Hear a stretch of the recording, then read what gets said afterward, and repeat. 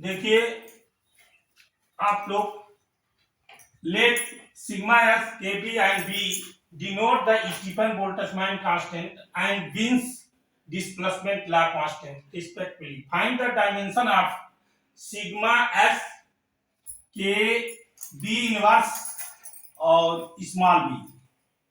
देखिए sigma S Stefan Boltzmann constant है, K B Boltzmann constant है और बी बीम कांस्टेंट है। इन तीनों का पहले हम डायमेंशन निकालेंगे। पहले क्या निकालेंगे? डायमेंशन। तो पहले सिग्मा एस का डायमेंशन लिखेंगे और इसका जो डायमेंशन होगा p by A theta two the power 4। पहले इसका फार्मूला हम लिखेंगे। फार्मूला लिखने के बाद इसका हम डायमेंशन लिखेंगे। पहले हम पावर का डायमेंशन लिखेंगे।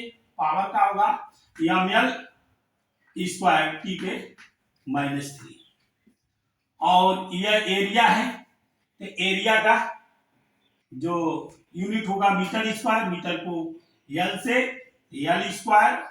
ये टेम्परेचर है, टेम्परेचर को या तो थीटा से लेते हैं या केल्विन में को के से लेते हैं, के पर 4 हो जाएगा। इस तरह से सिग्मा एस का डायमेंशन जो होगा ये इससे कट जाएगा, यम टी पे -3 और के पे -4 होगा। इसी तरह से हम बोल्ट्जमान कांस्टेंट बी का डायमेंशन लिखेंगे कि बी का dimension energy by temperature theta, और इस तरह से एनर्जी का डायमेंशन हो जाएगा ml स्क्वायर टी पे -2 और ये थीटा के लिए केल्विन, और इसको हो जाएगा ml स्क्वायर टी पे -2 और के इनवर्स। अब हम के यहाँ के भी इनवर्स चाहिए, क्योंकि यहाँ डायमेंशन में इसका तो निकाल लिए, लेकिन यहाँ पर जरूरत है के बी इनवर्स की। तो हम के बी इनवर्स निकालेंगे। के बी इनवर्स निकालने के लिए पावर का जो साइन है वो चेंज कर देंगे। पावर का जो साइन होता है वो क्या करेंगे? चेंज करेंगे। तो यह हो जाएगा m पे -1 l -2 t पर 2 और k। अब बीम कांस्टेंट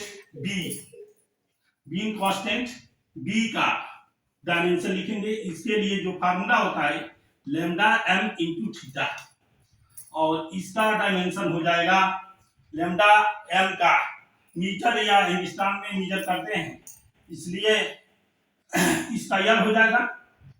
ये टेम्परेचर है, तो टेम्परेचर को यूनिट केल्विन में ले लें। आप केल्विन को डायमेंशन में वीके से ही लिखते हैं, तो इस तरह से यल के हो जाएगा। और ये तीनों का डायमेंशन निकल गया। इसके बाद हम इसका डायमेंशन निकालेंगे।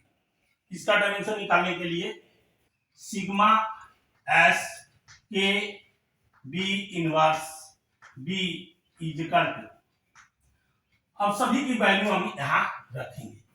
पहले हम रखेंगे सिग्मा एस का है m p पे -3 के पर -4 होगा। सिग्मा एस का के बी इनवर्स का यह है m पर -1 l पे -2 और t पे 2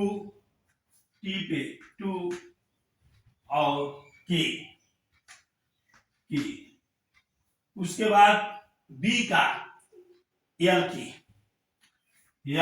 इंटू k।